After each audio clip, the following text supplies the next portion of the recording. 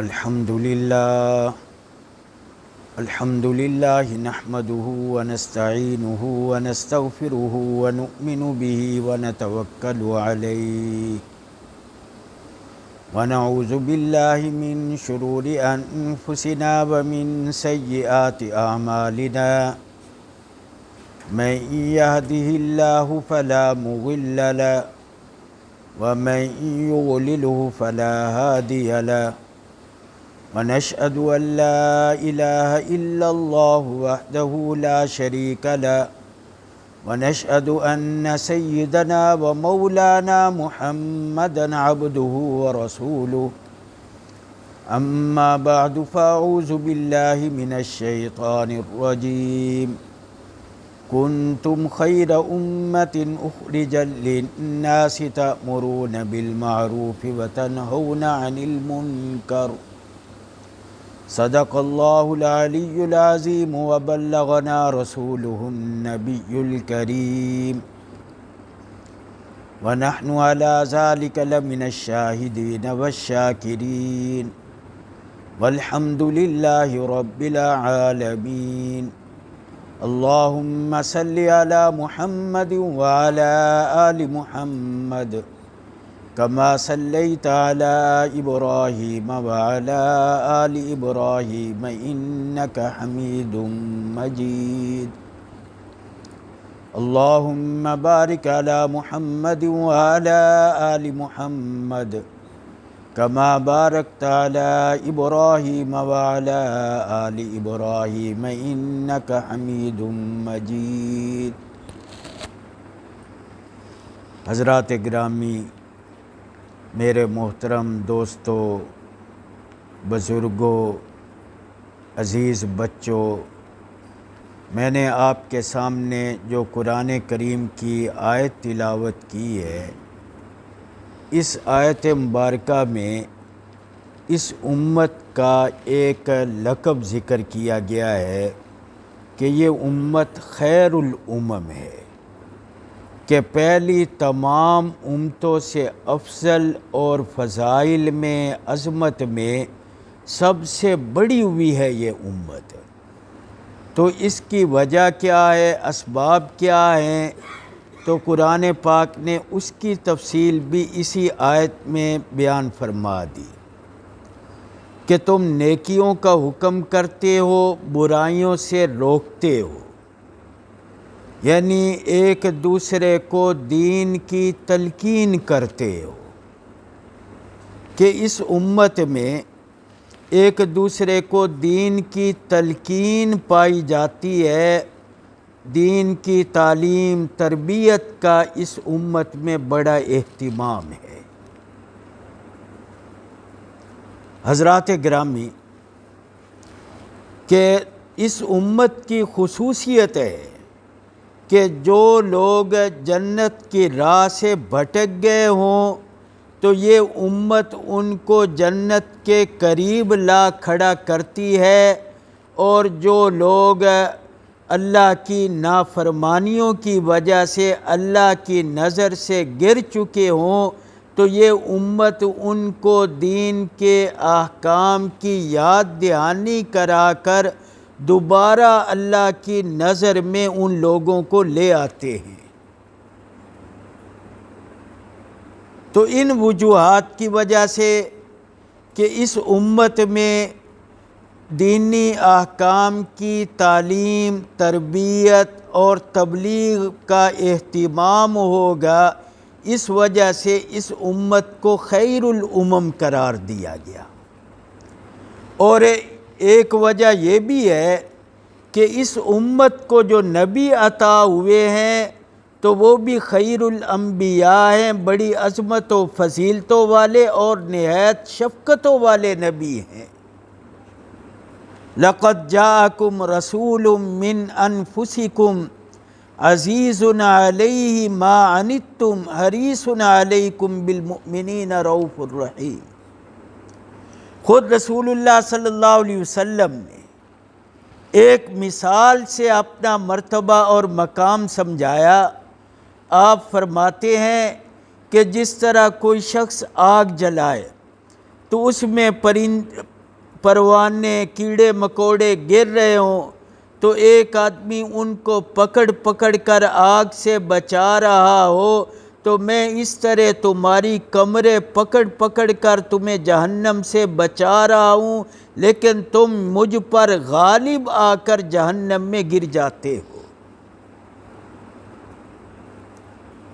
نبی اکرم صلی اللہ علیہ وسلم نے ارشاد فرمایا کہ مجھ پر پچھلی امتیں پیش کی گئی، میں نے دیکھا کہ کسی نبی کے ساتھ مختصر سی جماعت ہے، کسی نبی کے ساتھ 2 آدمی، کسی کے ساتھ 1 آدمی، بعض انبیاء ایسے بھی ہیں کہ ان کے ساتھ ایک بھی آدمی نہیں۔ تو میں نے ایک جماعت دیکھی کہ کثیر ایک بہت بڑا مجمع ہے جنہوں نے افق کو بھرا ہوا ہے۔ تو میرے خیال میں آیا کہ یہ میری امت ہے، تو لیکن مجھے بتایا گیا کہ یہ تو موسیٰ علیہ السلام کی امت ہے، تم دوسری طرف دیکھو۔ تو میں نے ایک جماعت دیکھی کہ جس نے افق کو بھرا ہوا تھا، فرمایا دائیں طرف دیکھو بائیں طرف دیکھو، جس طرف نگاہ اٹھائی لوگ ہی لوگ ہیں، فرمایا یہ تمہاری امت ہے، ان کے آگے 70,000 لوگ ایسے ہیں کہ جو بلا حساب جنت میں جائیں گے۔ یعنی تعداد میں سب سے بڑی ہوئی امت، پھر فضیلت میں حضرت موسیٰ کی امت بہت زیادہ، لیکن تعداد میں بھی یہ زیادہ۔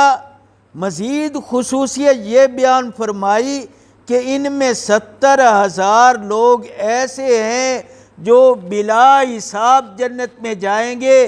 تو ان کی خصوصیت کیا ہے؟ تو ان کے جو خصوصیات اور اسباب جو حدیث پاک میں آئے ہیں، ان میں اہم ترین سبب اللہ پر توکل کرنا ہے۔ تو اللہ پر توکل کرنے کا کیا مطلب؟ کہ اسباب کے بجائے اللہ پر نظر رکھنی ہے، ترک اسباب نہیں، نظر اللہ پر رکھنی ہے۔ تو حدیث پاک میں آیا ہے الا وان نفسا لن تموت حتى تستكمل رزقها فاتقوا الله واجملوا في الطلب، کہ رزق تو ہر آدمی اپنے نصیب کا لے کے رہے گا۔ الا وان نفسا لن تموت حتى تستكمل رزقها فاتقوا الله واجملوا في الطلب، کہ اللہ سے ڈرو تو طلب میں رزق کے حصول میں اجمال سے کام لو۔ یعنی یہ نہیں فرمایا کہ رزق تو ہر آدمی اپنا لے کے رہے گا، اسباب کو چھوڑ دو، اسباب کو اختیار کرو، تو لیکن اس میں اجمال۔ تو جس طرح ڈاکٹر ذاکر نائک ایک تقریر میں توکل کو ہی سمجھا رہے تھے، تو عام ایک مشہور مثال ہے کہ اونٹ کو باندھو پھر توکل کرو۔ تو انہوں نے کہا کہ اونٹ کو اتنا مضبوط بھی نہیں باندھنا کہ وہ مر جائے۔ تو یہی حدیث پاک میں ہے وَأَجْمِلُوا فِي الطَّلَبِ، کہ طلب میں اجمال، ذرا آسانی سے سہولت کے ساتھ، اس کی کیا تعبیر کریں، یعنی اس میں زیادہ ٹینشن نہ لی جائے، ذرا وسعت اور گنجائش سہولت کے ساتھ، کہ اسباب آپ اختیار کریں، تو لیکن اس میں ایسی دوڑ دھوپ، ایسی ٹینشن، بلکہ یوں کہیں کہ اسباب اختیار کرنے میں احکام الہیہ کو نظر انداز نہ کیا جائے، کہ ہر وہ سبب جو حلال ہو یا حرام ہو ہم نے اختیار کرنا ہی ہے۔ تو اس بات میں توکل ہے کہ اسی کو یاد دلایا گیا ہے الا وان نفسا لن تموت حتى تستكمل رزقها، کہ رزق تو مل کر ہی رہے گا، تو لہٰذا اس کی طلب میں جستجو میں اللہ کے احکام کی نافرمانی نہ کرو۔ رزق مل کے رہے گا تو لیکن اس کی تلاش میں اللہ کے احکام سے اللہ کے احکام کو نظر انداز نہ کرو۔ تو یہ ہے توکل کہ اللہ کے احکام کی رعایت کے ساتھ حلال و حرام کو سامنے رکھتے ہوئے، تو یہ اللہ تعالیٰ نے ان لوگوں کی ایک اہم صفت بیان کی ہے جو بلا حساب جنت میں جائیں گے۔ امت محمدیہ کی ایک فضیلت یہ بھی ہے کہ اس امت کی سفارشوں سے کئی لوگ جنت میں جائیں گے۔ کہیں اس امت کے علماء سفارش کر رہے ہیں، کہیں اس امت کے حفاظ، حاملین قرآن، مختلف لوگوں کی سفارشوں سے کئی لوگوں کو جنت کا داخلہ نصیب ہوگا۔ تو اسی روایت میں یہ بھی ہے کہ حضرت موسیٰ علیہ السلام کو پریشان دیکھا گیا شب معراج، تو ان سے پوچھا گیا تو فرمایا کہ ایک نوجوان نبی آئے ہیں، تو ان کی جنت میں ان کی امت میں جنت میں جانے والے لوگ میری امت سے تعداد میں زیادہ ہیں۔ رسول اللہ صلی اللہ علیہ وسلم معراج پہ تشریف لے گئے، حضرت ابراہیم علیہ السلام سے ملاقات ہوئی۔ آپ نے ارشاد فرمایا کہ جا کر اپنی امت کو میرا سلام کہنا۔ تو جس تک یہ حدیث پہنچے وہ حضرت ابراہیم علیہ السلام کے سلام کا جواب دے۔ حضرت ابراہیم علیہ السلام نے ابو الانبیاء نے آپ کو سلام بھیجا ہے اور فرمایا کہ امت کو کہنا کہ جنت کی زمین زرخیز ہے، پانی میٹھا ہے لیکن چٹیل ہے، اس کے پودے ہیں سبحان اللہ الحمدللہ۔ تو یعنی یہ کلمے یہ ذکر کہو گے تو پھر یہ بوٹے تمہارے ضائع نہیں ہوں گے۔ جنت کی مٹی زرخیز ہے، پانی میٹھا ہے، اگر تم یہ بیج بو گے تو تمہارے درخت خوب لگیں گے۔ حضرت عیسیٰ علیہ السلام نے فرمایا کہ ایک امت ایسی آئے گی کہ جس کی نماز کی اور جہاد کی صفیں برابر ہوں گی، یعنی جتنے شوق کے ساتھ وہ نماز کے لیے آتے ہیں اتنے ہی شوق کے ساتھ گردنیں کٹوانے کے لیے بھی آگے بڑھیں گے۔ پھر آپ نے فرمایا کہ ایک امت آئے گی کہ وہ لا الہ الا اللہ سے اتنی ہی مانوس ہوگی جتنی پہلی امت لا الہ الا اللہ سے بیزار رہیں گی، یعنی ایمان ان کے دل کی گہرائیوں میں پیوست ہوگا۔ تو اب یہ دیکھیں کہ یہ میں نے چند فضائل سنائے۔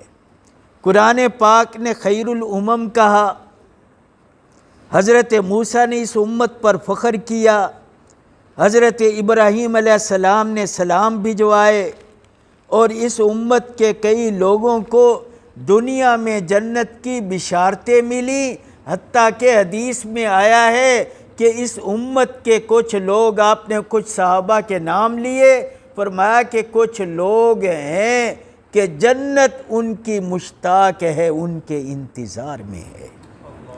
یہ اس امت کے لوگ ہیں کہ اس امت کے کچھ لوگوں کے انتظار میں ہے جنت، اور کئی لوگ ایسے بھی خوش نصیب ہیں کہ ان کو دنیا میں جنت کی نعمتیں بھی عطا کی گئی، جنت کی نعمتیں ان کو دنیا میں میسر ہوئی۔ لیکن بات توجہ سے سنیں کہ یہ باتیں تمغے نہیں ہیں۔ اس امت کا خیر الامم ہونا، جنت کی بشارتوں کا آنا، بلکہ یہ ذمہ داری کا احساس پیدا کرنے کے لیے یہ چیزیں ہیں۔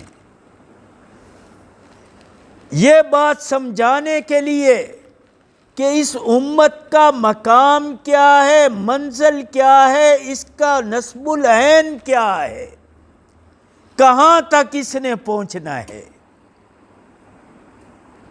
اس امت نے اس کو خیر الامم قرار دیا گیا، تو مقصد یہ بتانا ہے کہ تم اس لیے آئے ہو کہ اتنا کام کرو کہ خیر الامت کے لقب کے مستحق ٹھہرو۔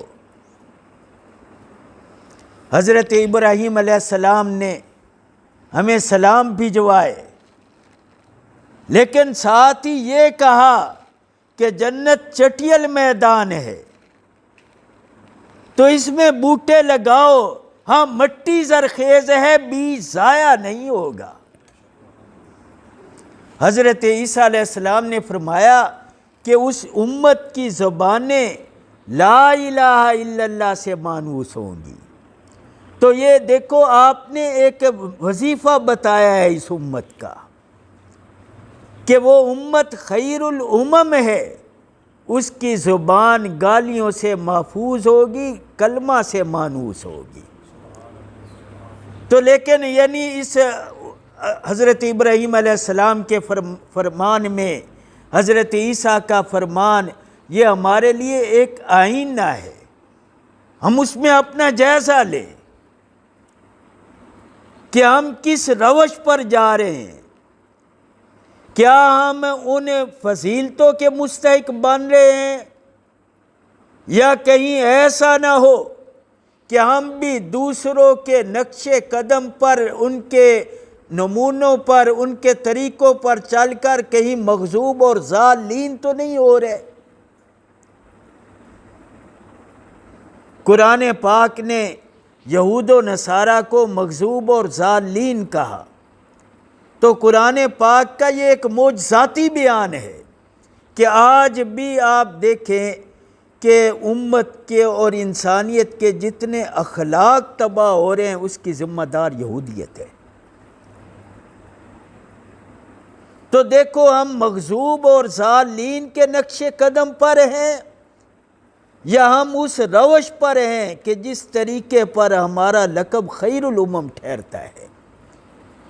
یہ ایک آئینہ ہے، یہ ذمہ داری کا ایک احساس دلانے کے لیے یہ فضائل ہیں، اور اپنی منزل متعین کرنے کے لیے ان کو پڑھو۔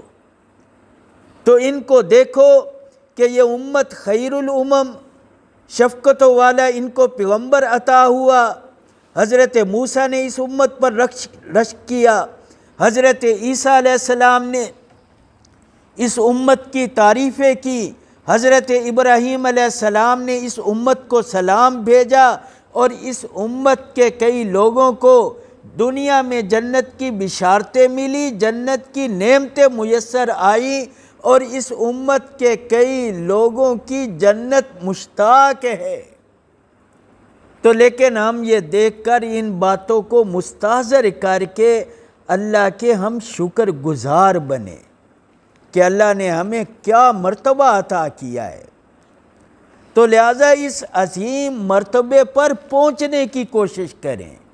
یہ تمغہ نہیں ہے کہ بس ہم اس پر پہنچ گئے، بلکہ یہ ہماری ایک منزل بتائی گئی ہے کہ تمہارا مقام تو یہ ہے کہ تم انبیاء کے لیے باعث رشک ہو، تمہارا مقام تو یہ ہے کہ انبیاء نے تمہیں سلام بھیجے۔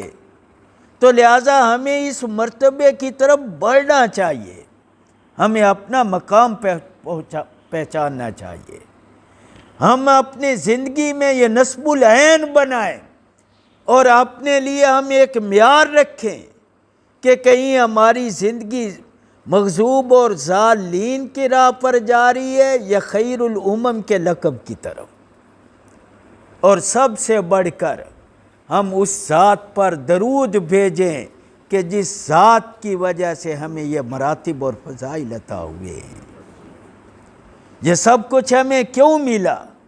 یہ فیضان نظر ہے یا مکتب کی کرامت ہے؟ یہ محمد الرسول اللہ کی نظر کا فیضان ہے،